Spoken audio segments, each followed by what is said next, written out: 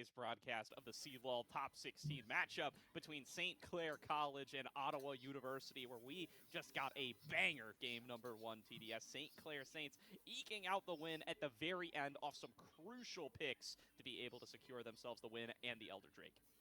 Yeah, it went all the way to as late as it could with Elder spawning. We had the Baron Bob, we had the Soul as well. Like everything was going crazy that game, and you have to give props to how Sinclair reacted to that because they were on the back foot. But a lot of their times, the team fighting was smart, and their decision making to find Levi in critical situations was crisp. So huge props to them. Huge way of playing this game out, and now we're going to see what comes out of game two. Maybe a change of sides, a change of strategy, a change of picks as well.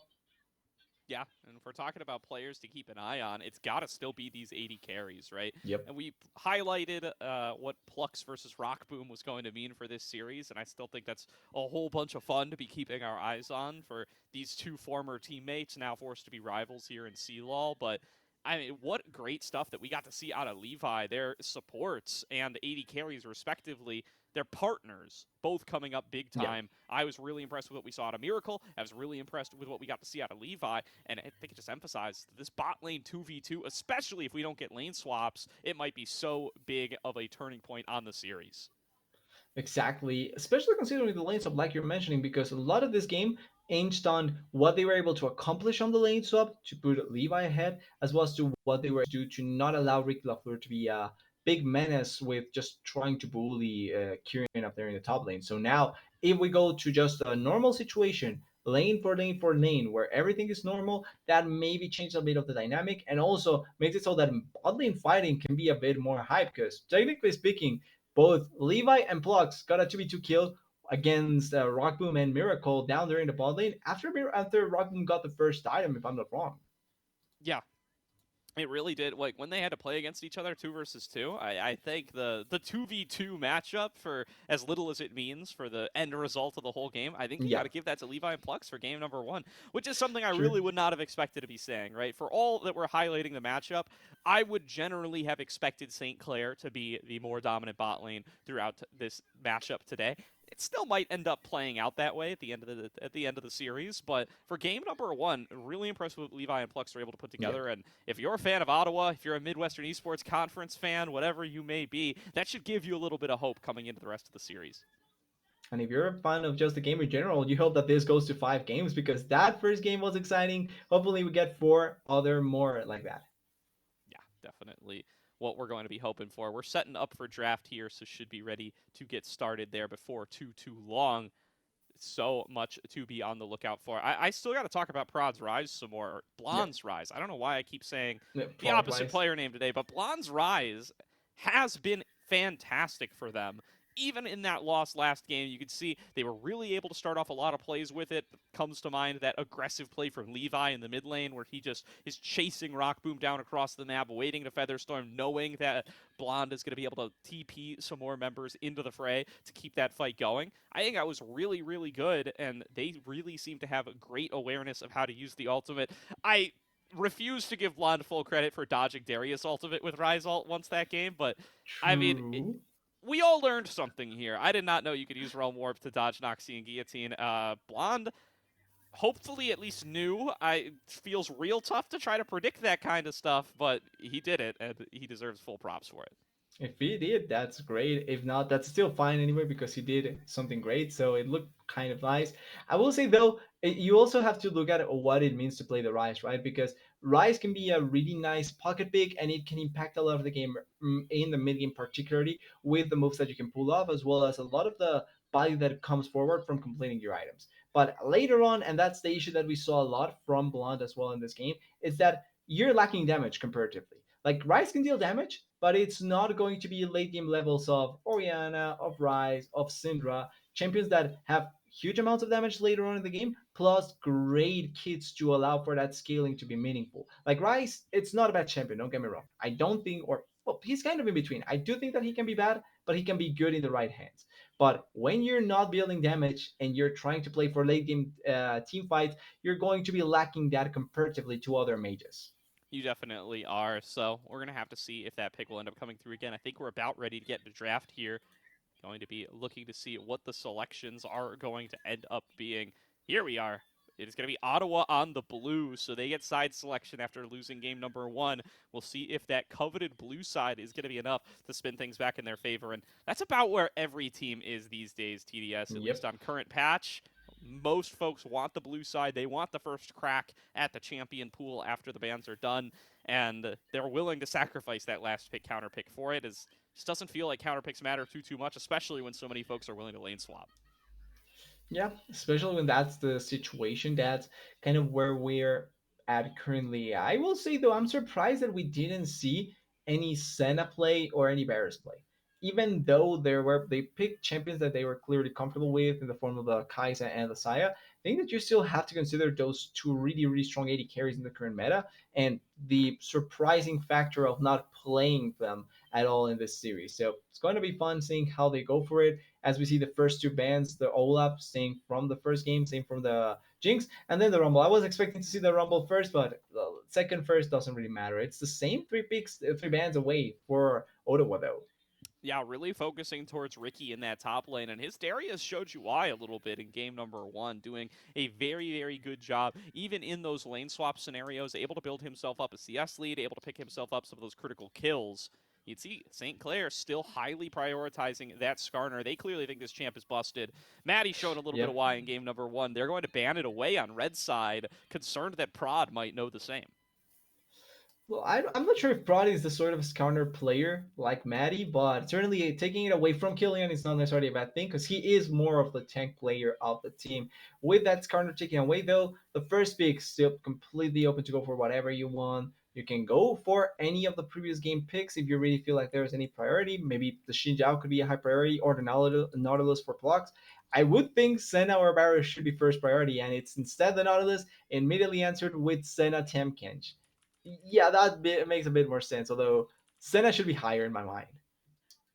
Yeah, for sure. They're going to be locking that one in for Rock Boom. And with Miracle on the Tom Kench of the bottom lane, I think it was back in their local playoffs in the East Okay. Conference. Miracle was taking that Ornn support alongside the Senna. I really like to see Senna Ornn in some of those situations, but they opt for the Tom Kench this time. Now it's going to be the Lee Sin. This was bot land away from Prod last game. He chooses to get it for himself now. And he has always been, this kind of carry, mechanically intensive jungle player. He's got a lot of Nidalee games in his match history. Likes to play the Belveth, the Hecarim, the Yeah. Kindred, the Rengar, all these kinds of things. He gets himself onto one of those that is considered viable and competitive, and that's going to be that Lee Sin.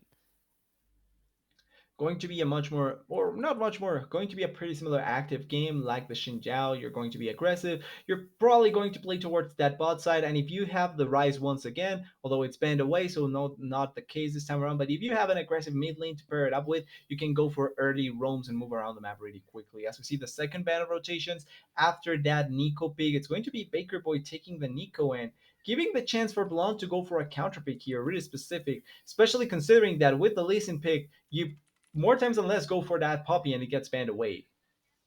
Yeah, for sure here. So Bans focusing towards mid lane. There is going to be Blonde's Rise receiving the credit that we feel that it's due. So he's going to have to be going towards something a little bit different. And 3 out of 4 games he's played so far at CLOL on this patch, it's been Rise. So I'm curious to see what else Blonde's pool has to show for us. If it's going to be those kind of traditional picks that you expect to see game in and game out, or if he's got some more stuff like the Rise in his back pocket that he's been practicing. Stuff like the Galio has been freshly buffed, has a pretty similar playstyle to the Rise. I wonder if we're going to get to see something like that. I heard the murmur that Galio was going to be higher priority coming into MSI, for example, and I haven't seen any Galio. So if that's the case, I'm all in for it. I'm not the biggest Galio fan because I do think that the champion's a little bit boring sometimes, but I'm all in if you want to bring it out. What's newer though, Maddie taking this Lilian, it's not necessarily a bad option against the Legion. Can be quite nice, and the kiting power can be really strong. It's more so what you're able to accomplish comparatively to the Legion. Later on in the game, you're going to be massive, but early on there might be a bit of a disadvantage when trying to go against him, especially if he gets on top of you. But I'm excited to see that Lilia coming through. And okay, there is apparently just getting info that someone did play Galio yesterday. So if it comes through, I'm not against it.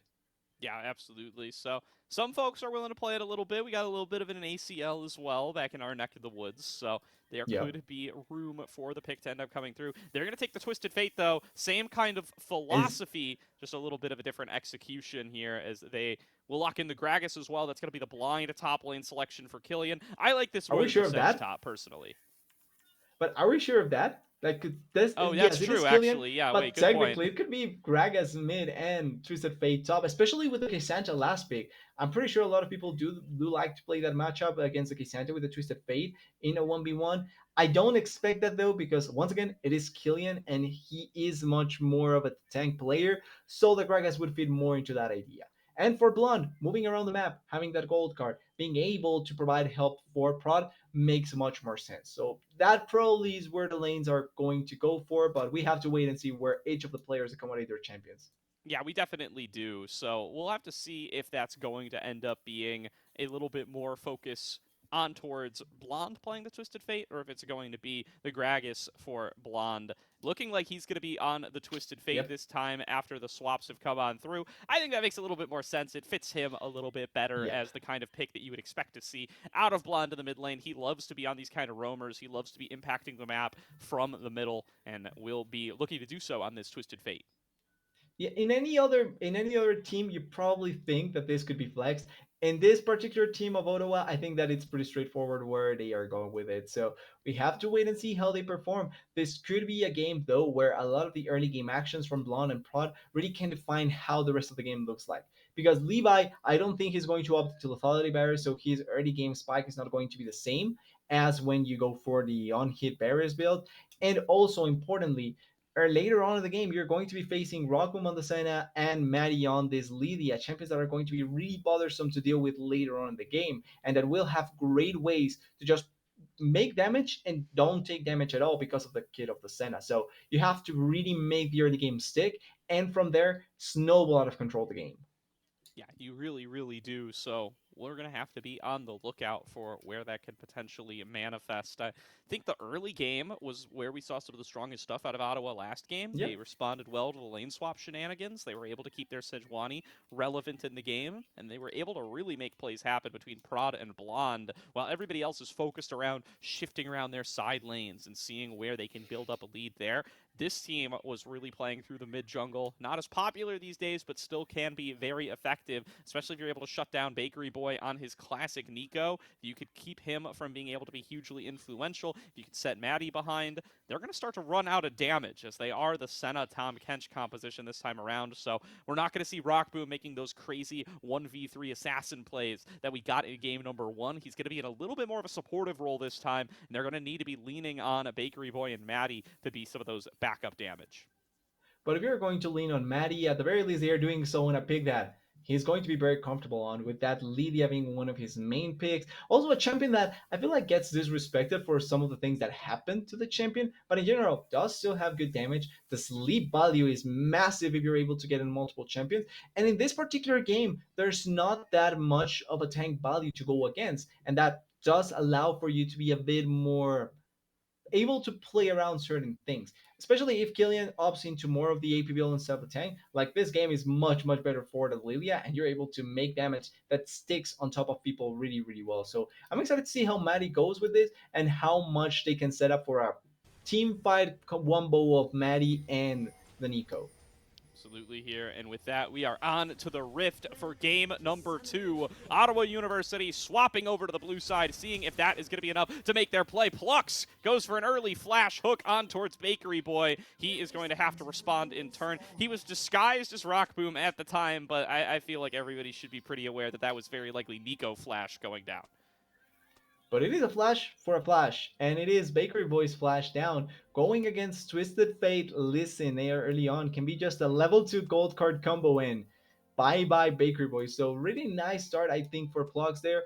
And especially considering that you're going against the Senatam Kench. The aggressive factor from that bot lane is what, 30% or close to non-existent compared to what you can accomplish early on that 2v2 mid lane. So I like the decision there by Plugs, and that can be what we were talking about, the factor to snowball the game out of control.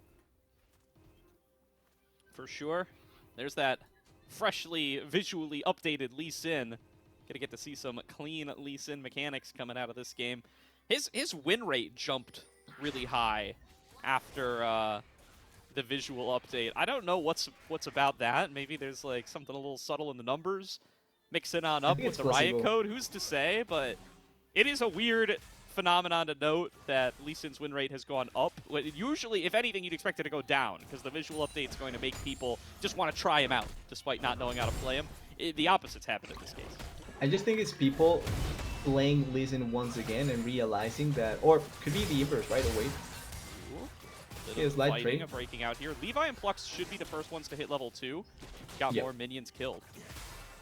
So there's two things, just quickly on the listen thing, there's two things that can happen. One, either people that didn't play him that well stop playing him because they thought that this was going to affect Lee Sin, and only the ones that know how to play him continue playing him, and that's why his win rate went up. Or this doesn't, or the changes didn't matter at all, and people just think that they are stronger than they actually are. And there's a thing that happens in everything in this game, like placebo buffs and changes affect people's mindset and the way that they play. Yeah. So it's kind of funny with that. Yeah, it's Ooh, been Plux. proved many a time here as Miracle takes a rough trade there up against Levi and Plux, and I love this. I mean, Plux, I think his best champion is his Nautilus. He's so comfortable on it, and then this high priority Varus, they are so well set up for success, and they've got an early dive coming through from Prod. Baku trying to keep himself safe. Miracle's going to be the target. First blood secured by Ottawa, and the TP from Bakery Boy. It's too little, it's too late. He's left mid lane unguarded, and the first blood gold is in Ottawa's pockets. And that teleport is not only, oh wait, Bakery Boy no flash. Looking for more here up against Plux. He's a little bit tankier, but Maddie coming on in, connected the swirl seed. Levi's got to flash out to safety, but he's going to get Levi? chased down by Rock Boom. One more auto, one more lick, and Miracle will claim the kill. Plux going to fall down to Maddie. Too fast on the deer. We'll be able to chase him down for a second. And meanwhile, up in the top lane, Ricky starting to flex his muscles on Killian, and St. Clair, despite a shaky first blood, they're coming back into it right away. This is a painful turnaround for the side of Ottawa. They had the great idea of the level 1, but they wanted to buy more than they could. They go for a play, they try to go for Baker Boy with no flash, but Maddie was already there, Miracle has teleport, and Blonde couldn't move around as fast. So that just means that it's going to be a much better trade for them because they do have the numbers advantage, and then they couldn't respond accordingly. Really good play by St. Clair, and now the Lilia 1-0-1. There's 2 assists on the Senna, and the Temkench recovered completely from losing that lane or that early priority. Yeah, I love to see Maddie showing some of the carry side of himself. I think a lot of folks just think of Maddie as kind of a more supportive jungler. He's done a lot of that in the NACL queues. I always associate it with clearing one quadrant, focusing down towards bot lane, getting an unexpected level 3 gank off. But he can be very adept on these carries as well. He had a great Viego game up against Florida in the round of 32, and now he's back on his classic Lilia, looking to have another big pop-off game here. Yeah, trying to be the strongest Lilia he's ever been, and I do agree, I remember him more for, oh wait, Flux going forward. Coming on in, Flux maybe wants to start something up, but I'm going to be honest, Miracle's a little bit too tanky now. They're not slowing down, though. They're going to continue exchanging blows. Yeah, but the wave is going to crash back and they could just sit back in turret and try and go for it. I'm surprised we didn't see any sort of attempt at trying to take advantage of the flashless Baker Boy in the mid lane, and now with flashback, it's not going to be that meaningful to play around it, or as meaningful to play around it as it was before. Also, in the top lane, we saw early trades, but so far, Killian doing a really good job and even has a slight CS lead. Oh, Uh-oh, you may have cast a curse of a little bit here, TDS. He's stuck underneath the turret, forced to sorry, flash in the 1 versus 1. Ricky gonna do a good job there before even getting the all-out, blowing some resources away from Killian. well, that's a place where maybe we can see more attention now because Killian is flashless, like you mentioned. But there is a listen down here in the bot lane. Prod going to try and take this first dragon once again, like they did in the previous game, and maybe try and push the soul as quickly as they can, because soul can be a win condition as well. If you bring soul earlier, you can also bring elder earlier, and if you win elder, you can win the game. Sure can. Well, going to be continuing their focus towards the dragons. They were able to get themselves the soul in game number 1. Didn't quite get them there, but you can see it having big influence in some of those fights. Thinking like to the one where Killian on the Sejuani just survived way longer than anybody would have expected. It was basically unkillable, and really looked like Ottawa might be able to use that to their advantage to be able to close out the game. Didn't quite play out that way, but not going to knock the strategy just because of a missed execution. They're going to continue to focus towards these dragons. Maddie going to be able to secure the full Void Grubs for St. Clair in response. And in the previous game, we have to remember they got 6 grubs. The pushing power was good, but we didn't see much impact from the side laning this time around, or in the previous game. Is it going to be the same this time around? I'm not sure, because I don't think that they have the same level of side laning that they had in the previous game. But they also were behind for quite a part of that. So they couldn't really push the issue with those side lane pressuring points that they have in the previous game. For sure, for sure. I want to call Oh it. wait, Does look like it's Rockboom. going to be the AD Twisted Fate out of Blonde. Oh no. Oh. Rod finds Rockboom here. Will get a big chunk. I doubt this is going to be a kill, but is at least going to make life tough for the Senna. And meanwhile, Miracle got engaged on the other side. He's also losing a lot of health. And wow! Prod just comes up with the solo kill. 1 versus 2. Lands another Sonic Wave. Executes down Rockboom. And will get his bot lane into a favorable position again. And I really thought that was going to be Rockboom being able to escape and Prod ending up playing with his life, but it's the contrary. Prod gets the kill, escapes out of there, and does so much with that kill because now, like you're mentioning, the push is going to be stronger and you're going to be able to push even more the issue, maybe even get a plate more on the barriers. They're moving away from it, but they are still controlling the bot lane like they wanted to with the sort of Varus Nautilus bot lane. I mean, what a read there from Prod. Not only does he wait, camp in the right area to be able to find Rockboom back in transit from his recall, but he just knows, hey, this kill's going to come up my way one way or the other. I see Miracle. I don't even care if Maddie's here because I can kill this Senna fast enough that it won't matter that I end up in a 1 versus 2 for a very short period of time. He's now 2-0 on the Lee Sin, showing why it may have been a priority to ban up against him, and wreaking havoc in the early game so far. Nice snare connecting onto Blonde. Bakery Boy dodges out on the dredge line. Flux getting active on the map, but not going to be able to accomplish too much this time. Flux really dislikes Bakery Boy. It's the second time we've seen him commit that flash just to try and get something out of Bakery Boy. This time around doesn't work. And now Flashless Nautilus, maybe a point where bot lane could try and look aggressive into that. There is level 6 for Maddie, there is level 6 for Miracle, and Rockboom should be close to hit level 6 as well. That could be an attempt at diving, for example, with the Flashless Nautilus. And over, just quickly to point out on the top side, because obviously this is the hot wet noodle fight, but really good job from Luriki to recover from the CS deficit, and also with no flash on Killian, there was barely any action against him. Ooh, just a little bit wide on the explosive cast there, or the Q, the regular cast. Does manage to secure himself the siege minion at the end of the day. Was getting a little bit worried for him there. It does look like, I mean, the Gragas build these days, you say it's a wet noodle fight. It is for right now, for sure. He will end up getting a little bit of AP. I do think he's going to go for this Rod of Ages build. You just kind of have infinite mana and get a little bit of damage to be able to poke out targets as well. But what an all-out from angle. Ricky LaFleur. Pulls him out of position, unstoppables his way through the explosive cast. Ricky feeling himself in this 1 versus 1. Wants to chase down Killian for the solo kill, but here is Prod trying to turn it around. Does not connect the Sonic Wave, and that's going to stop the play in its tracks, but it does bail out Killian. Okay, that has to be the slightest angle possible on that rock to be able to get the pullback into the turret. Now, there was the escape potential there by Killian, which makes it so that the play doesn't look as great or doesn't turn into a kill, but still quite nice from Ricky, and brings Prod up there into top lane, takes away some of the time from the Lee Sin, and this means that Olivia can keep on farming and trying to put herself ahead of the Lee Sin. Yep. Not that far ahead right now. Has been doing a good job of just keeping clear up, though, to have a couple of camps ahead. Not enough to offset the 2 versus 1 kills, but now going to be looking for another one. That's not the real Bakery Boy recalling in mid. The real Bakery Boy is moving his way over towards these grubs, and great timing here from St. Clair. They're going to be able to secure the second grubs before the dragon spawns, and now might even be able to challenge for that second dragon as well. It could be not an even trade the way that these objectives traditionally are.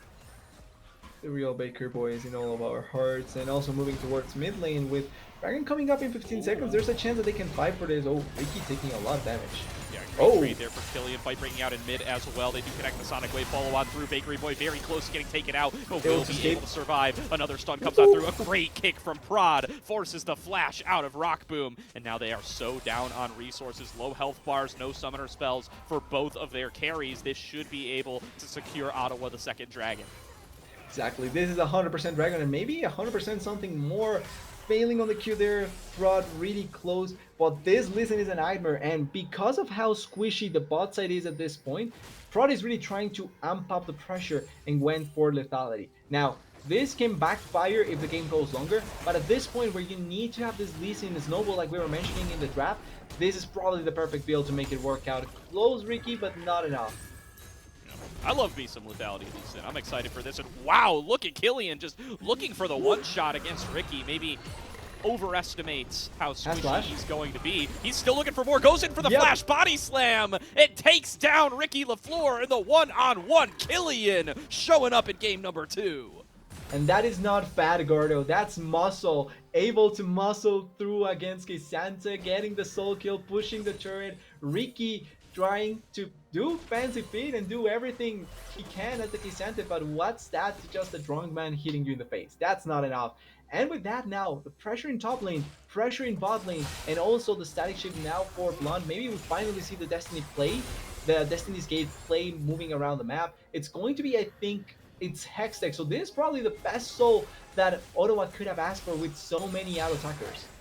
Absolutely here. There's going to be the Squirrel Seed, not connecting on the Levi this time. Oh. He throws it down. Destiny. That Chains of Corruption going to be looking for the play. TP in from Blonde. Stunning Miracle underneath the turret, and that's the farming support down for St. Clair. Depth Charge connects there on towards Maddie. The Chain CC, and the Deer will fall. Prod gets his 3rd kill of the game, and Ottawa make a huge play in the bottom lane. And Ottawa unfazed after that first game. They may lose out on first turret blood, but they are not failing out of any map play. Really good decision there to go for both of the members. They are still a little bit behind in gold, but I like that they are trying to be aggressive. And a lot of this game is not going to be only... Oh, wait, maybe a dive? No, not actually. They were looking at it, but it's a little dangerous up against this tanky Tom Kench, and it means they're not going to be able to trade evenly on towers. Ricky LaFleur got first turret blood up at the top lane, got a ton of damage here, pushed back underneath there by Killian, but he's not going to have the luck that he had last time, not going to force that Cassante to tank turret, and Cassante is going to try to respond twofold, pulling Killian out of position, body slam back over the wall. Ricky's still chasing him down. I don't think he's going to have the damage to stop this Gragas, though. Happy Hour will keep healing him. He is going to be low HP now, and he was the one tasked with defending this top lane turret. This is a dangerous position for Killian as he gets snagged by another Intofo strike. Santa is really scary. Like, you think you have him and then you don't have him. That is a really difficult match to go into. That being said, the biggest factor here is the amount of turrets that they took in the top lane and the fact that the gold is still in favor of St. Clair. Now, Fox getting a little bit attempted there, but it's not going... They want to re-engage, yep. TP coming in. This is once again Blonde on the back line, connecting on through. That's the gold card onto 2. Rock Boom gets that extra space, but it's going to be Prod right on top of him. Connects the Sonic Wave, takes him down for the kill. Now the lockdown from Plux over the wall will make Miracle the next target, and they're going to hand that one right to Blonde on a silver platter. Ottawa University take themselves 2 more in the bottom lane. This will be their trade for the top lane turret.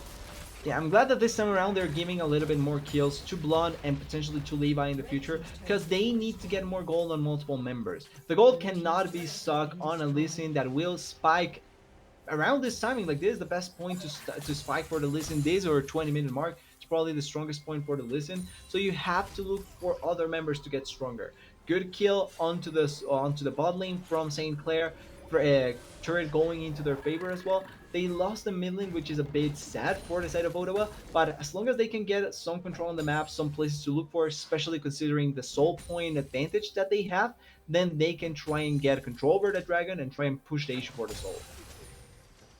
100%. And Ottawa continuing to be competitive in this series, now finding themselves that early lead that they were looking for the second game in a row. Something I really want to emphasize that they've been able to pull off here, and a lot of that credit goes over to Killian for the 1v1 kill. He was able to secure his Rod of Ages at around 12 minutes. At the pace things are going, assuming that, some dragons get to dangle out there for a couple seconds, he should have the fully stacked Roa by the time it's time to fight for Soul. And that's going to be absolutely massive for Ottawa. Yeah, that's a big power point, and it's also a good potential to burst out people. Once again, the tankier member is Ricky, certainly also with the temp range. But the other members are exploding, are able to be exploded because of the kits of some of these champions, as we see fighting here by Killian and multiple members coming down as well. Yeah, Ricky's about to be in a 1 versus 4. The question is going to be, what can he do to try to make the fight in his favor? Goes all out. That's going to shred a lot of his tanky stats, though. It will make him melt way too fast. Great job to funnel the gold over to Levi, but now Rift Herald crashing in mid. This might be inner turret gold for St. Clair as they continue to get the objective game in their favor and secure a gold lead for it. They also stopped the back from Killian, which means that they get an extra push into the turret from the mid lane, and they are going to get a push onto the top lane. So even though they are losing members in the map, the playing the map is much, much better for the side of St. Clair. They are going to lose that third dragon, though, and that is going to be the difference maker we were talking about before. This, I don't know why, and I don't like to bring a lot of correlation to pro play games, but this is reminding me a lot about Ezreal. Because they were finding good kills, but the map play, you need to make it work as well, and Ottawa is just a tad bit behind. The only thing that they have going for them is this dragon. And if they don't make, or if they don't find the soul with the next one, then the game can completely fall over on the side. Ooh. Actually massive that Killian ended up showing up to help out that dragon, or it might have given Maddie a steal opportunity. Big Devour out of Miracle, flashing in to take Killian out of position, and this Gragas is done for. They're going to hand the gold over to Maddie. It's not a shutdown, but it is a kill. They find a response kill on the back end. This adds to the gold lead that St. Clair does have. Now, they are going to lose out on this turret, potentially, or is Bakery Boy weak enough? I think he is. Not quite enough, even with the Demolish proc coming out of Blonde. The fact that they don't have any of those grubs. Look at the play attempt here out of Prod, but going way too over-aggressive. Doesn't get the kickback in, gets stuck under turret, but Maddie's going to fall down anyway. Now Ricky's TP'd in, huge, and Tofo strike 3, pulls both carries out, and Levi's going to be the one who bites it for it. Double kill over to Rock Boom off of a botched mid lane engage from Ottawa. They wanted to kill Rock Boom by Prod, doing a little bit too much, and I think, and this is just a thought, but looking at the summoners, I think he wanted to flash, but he didn't flash in time.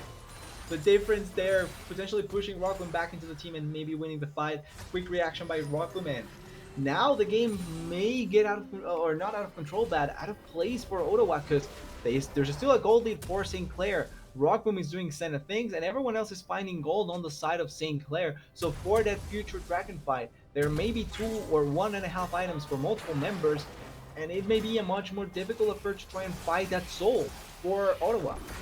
Yeah, I don't have the replay, so I can't be 100% sure. I think that Prod went in for the kick. I agree with you. I think he wanted to flash. I think the last Embrace procced, rooting him, stopping him from flashing, got Rockboom kicked in the wrong direction. Although Flux starting something off, he's a little bit of a distance away from the rest of his team. Levi is showing up. Bakery Boy goes in for the pop blossom, does not connect it. Here's Killian on the flank, and it's Bakery Boy who's caught out of position. Killian can stay strong for a while here. Pull back in from Flux. Bakery Boy falls down. That's shutdown gold going into the pocket of Levi. Miracle's in too deep as well, making it 2 to Ottawa Braves. They are going to get the siege in mid lane off this play. And this is awfully similar to a play that we saw in the previous game, finding 2 members in the mid lane and then turning towards Baron. This time around though, there's no Baron for 15 seconds, which means that there's no follow-up play that the side of Ottawa can go for, not even going for a turret. But I like the initial idea. It's not necessarily a bad option to go for unless they try to rush this Baron. Apart from that, it's not a bad option that they are opting for. Here, Prod going to be pushing on through the turrets. Will be able to secure the next outer for the squad. It's such a close game in some instances, because even though there is a higher kill lead on one side, the turret lead is so much better for St. Clair, and you see the gold, and the difference is pretty much non-existent at this point. Yeah, they're within just a couple hundred gold of each other. St. Clair, when they're the ones clearing the waves, they get to be about a 1k gold lead, so it's really going to depend on the timing of the fight, but that doesn't even matter. It's about who gets to spend the gold. That's a cool graphic they've had at MSI that I guarantee you we do not have all the data for here.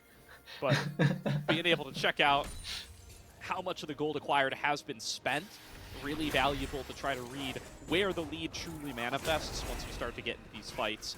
All in all, both teams have been pretty quick on their recalls. You can see where the item spikes are down on the scoreboard below. I think the big difference maker has got to be Levi, right? He's got 2 items done on his AD carry. That's not going to be the case for Rockboom because he is playing that fasting Senna. Does mean you have a tankier Miracle for it, but if he can pump out enough damage, keep himself safe, that can be a big X factor in these fights for Ottawa. They've got themselves 3 dragons. They want to get themselves Soul here in about a minute. We're going to be keeping a close eye as well on that Rod of Ages here. About 5 seconds after the dragon spawns, it is going to be Killian hitting that extra level. They have more members down here, so that means control for the dragon is going to go in favor of St. Clair at this point. There is also a really nice ward to spot which members are on the side, and also to not allow for them to walk in blindly onto the river, as Rockman may be getting a good setup here. Hitting Killian, but not anyone else.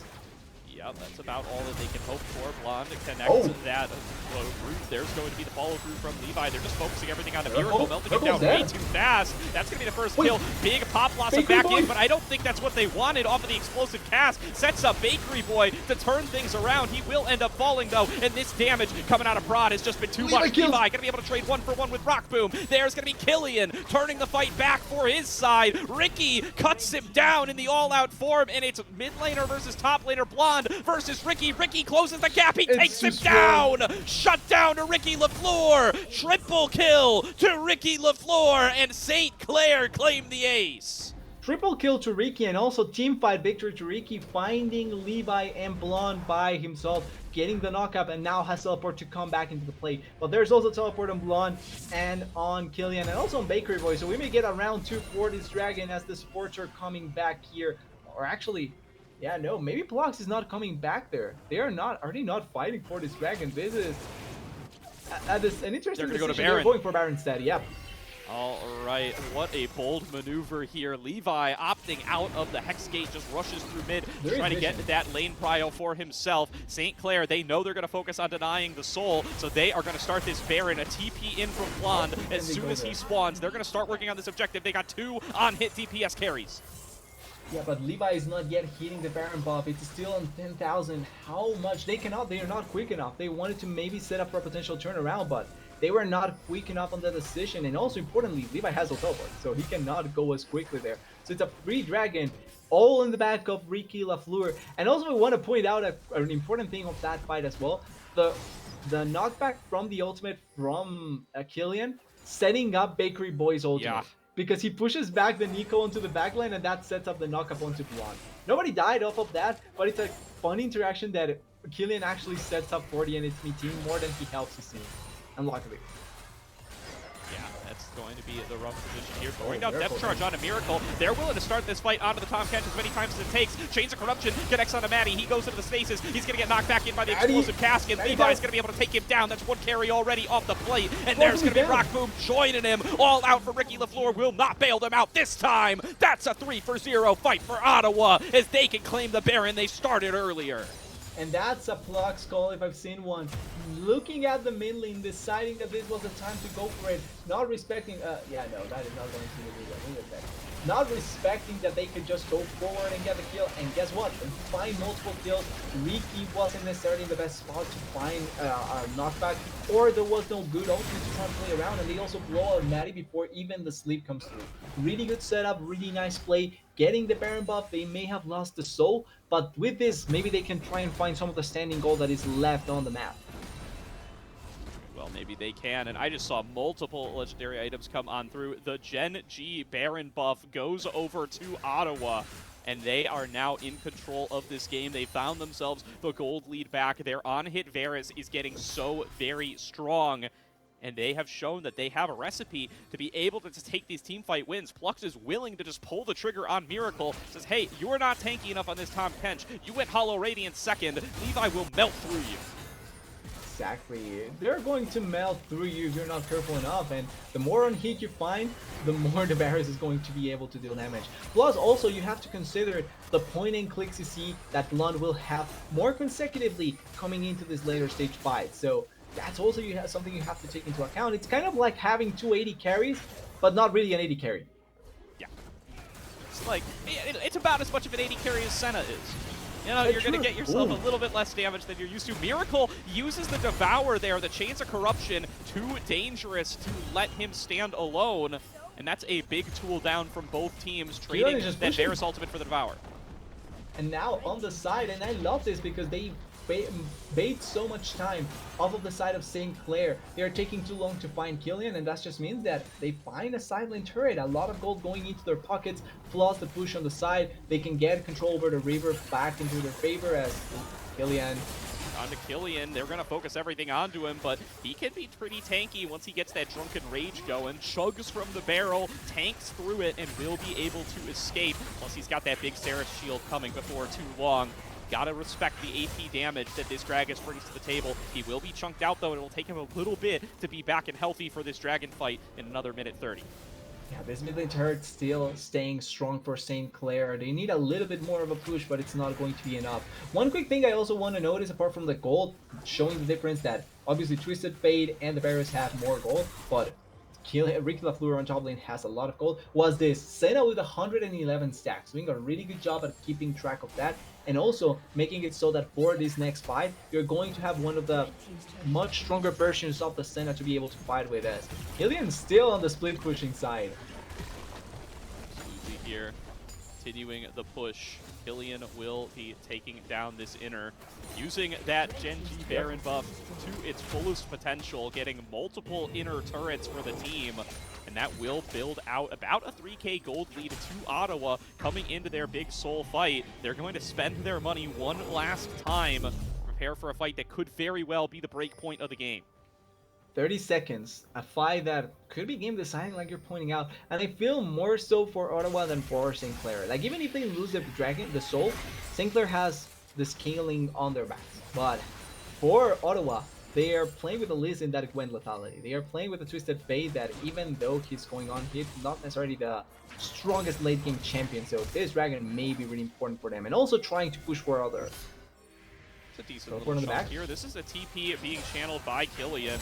He's going to be on the flank. You got to watch out though. Flux is in a little bit deep. There's going to be the depth charge thrown down onto Bakery Boy. They're zoning out the pop blossom from the fight. Rock Boom's already so low. Killian has found him, and Killian will take him out. Bakery Boy only connects the pop blossom onto one target. It's a disaster scenario for St. Clair as Ottawa University are cleaning house. Ricky finds a solo blonde inside of the Dragon Pit, but now he's left alone on the wrong side of the map. Hook back in from Flux. He's going to get focused down by Prod. This might take a little while to finish off, but screw the soul. They're going to focus on it towards the base and see what they can crack open. Prod still trying to finish on a Ricky. Ricky manages to take down Flux, but the backup of Killian will be enough. They're going to secure themselves the Dragon Soul and keep the push going from Levi in the bot lane. And really interesting, they thought that they were going to kill Ricky before, and they were looking to maybe try and go for the push. Oh, Levi. Wow, Levi just popping off here. One more shot will take Bakery down. He's out of there. Rock Boom's taking the one-on-one, and Levi will fight through it. 1 versus 2. Levi takes the fight in the base. Now he's got to head out and try to kite out from Miracle. He's going to land the Blade of the Ruin King. He gets the movement speed. He gets out with his life. He does everything, taking inhibitor turret and taking lives with it. The AD carry from Ottawa, the one that stayed along from over there, able to deliver in this point with those kills. But and this is why I'm so sad we don't have replays and nothing, and obviously it would be great if we have, but the team fight gets decided by not only the teleport from Killian on the back, but Prod is able to blow the shield from the Knight's Edge, able to take that off of Rockboom with 1 Q, and that sets up for the combo from Killian to be meaningful. Because if you take 1 hit from Killian off of the combo, then Rockboom survives longer, you can get the Devour off, you can set up Senna to try and get the healing going, and that fight may look different. But huge, small detail that pretty much wins them the fight, and then moving on, Blonde may die, but everything else working massively for the side of Ottawa. Securing the soul, securing the bot lane inhibitor turret, and with Killian pushing on the side lane, we may see a little bit of an attempt to try and go for the base if they are not careful enough. Absolutely here.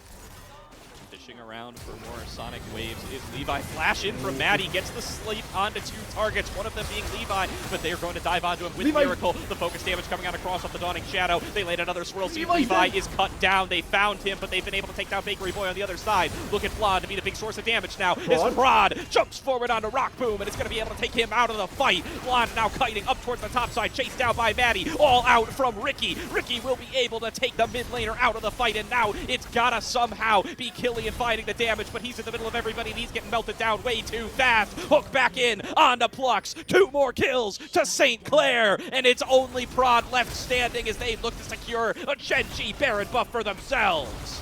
And this is precisely why we were saying that Dragon was more crucial for Ottawa than for St. Clair. They can still win fights without a soul, but on the other side, Ottawa needs that extra damage. They find Levi on the perfect timing with the sleep and then the follow-up to kill the Varus as quickly as possible. Roddy still isn't strong enough, so if they're not careful, he can go for a steal here, but I think that's going to take a coming little in longer. off of Bakery Boy, Yeah, and it's going to be I think Ricky's that's it. job to zone off the jungler. Good call from St. Clair. They claim themselves that Genji Baron buff, and Ottawa left reeling off the back of that last fight. We are in such control, but they will be subject to a massive play from Maddie, flashing in, blooming blows on towards the side of Levi, putting him to sleep and taking him down.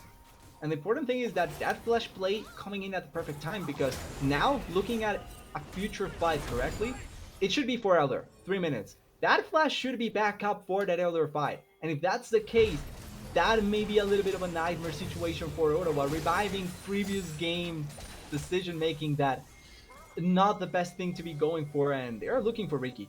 They are pinging really heavily for Ricky. Yeah, they just want to get themselves a 5 versus 4 on the map. Ricky might be in too deep. Ultimate coming out of Blonde. Destiny Gate in towards the bottom lane. Ricky is pinned inside the alcove. He will not be able to stand here for too long. He's trying to turn it back around, though, on towards Blonde. Knocked aside by the explosive cast, and they will get this job done. He gets another one out of Blonde. Ricky LaFleur turns it back in a 1 versus 4 and trades evenly. This is K-Sante, a champion that has a dash, a shield, unstoppable. He has I don't know how much health, how much armor, and he's able to get a 1v1 in a 5v4, in a 4v1, pretty much. With that, they take down the mid lane turret, going to the mid lane inhibitor, and this is not the situation. Oh, Hakum. TP out of Killian, looking to get in behind. Ottawa want to re-secure their lead right now, but Flux is melting down too fast. They've put Prod to sleep. He dives away and manages to avoid that pop blossom, but the damage is there either way. It's a shutdown to Maddie. 3 members of the Ottawa Braves are off of the map, and St. Clair have their shot to wreak havoc in the base. And it's going to keep on being the push. They are not going to look for the end just yet, but they are certainly going to break everything they can. The only inhibitor they cannot break is the bot lane. And, oh wait, Killian, you're by yourself here. You have to be careful.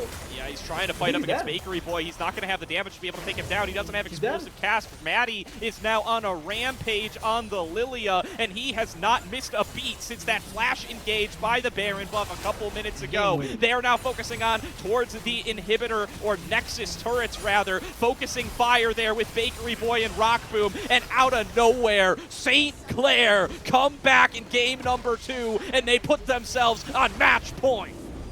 This is sad for the side of Ottawa. If you're a St. Clair fan, congrats, you're 2-0 up in the series. If you're an Ottawa fan and an MEC fan, you're on the back foot. We've seen miracles happen in the series where you can throw for the reverse sweep, but I kind of feel like Ottawa has to be feeling really pressured here. 2 games in a row, they've had great plays for 25 to 30 minutes, and then add the second Baron buff or third Baron buff. One play goes well for St. Clair, they run off of that, soul be damned, it doesn't matter, and they just pull the game through that. And it has to be so difficult for Ottawa, thinking that even if you try your hardest, there's always something that St. Clair can do. Yeah, and that's been the case time and time again there. St. Clair fighting their way back, knowing what their ins are to be able to take the game into their favor, coming back from an even greater gold deficit this time. After that first Genji Baron went over towards the side of Ottawa, I thought for sure they were going to be able to find a way to close out the game, but it is St. Clair fighting back yet again. Maddie so crucial on that Lilia. and it's starting to get so dangerous. You gotta mention Ricky LaFleur. I mean, how is Yep, this guy coming up in these fights that way? He huge. manages to take down multiple members in very unfavorable situations. He claims the ace in what could have been the fight that takes them out of the game.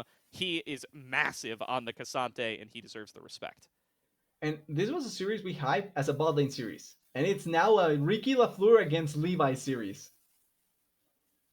Yeah, yeah, I mean, I think that's super fair, and it is going to be a huge one to keep your eyes on. A 2-0 lead for St. Clair, but the biggest 2-0 lead I've seen a team have for a long time. Want to call out Purdue Northwest took a 24-minute game off UST on a Ooh. salty run back to tie that series 1-1.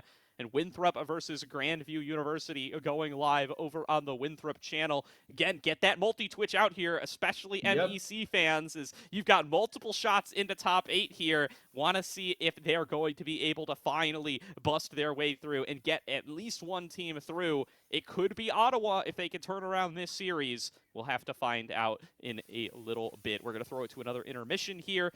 When we are back, we will get into draft number 3. Hello, everyone. My name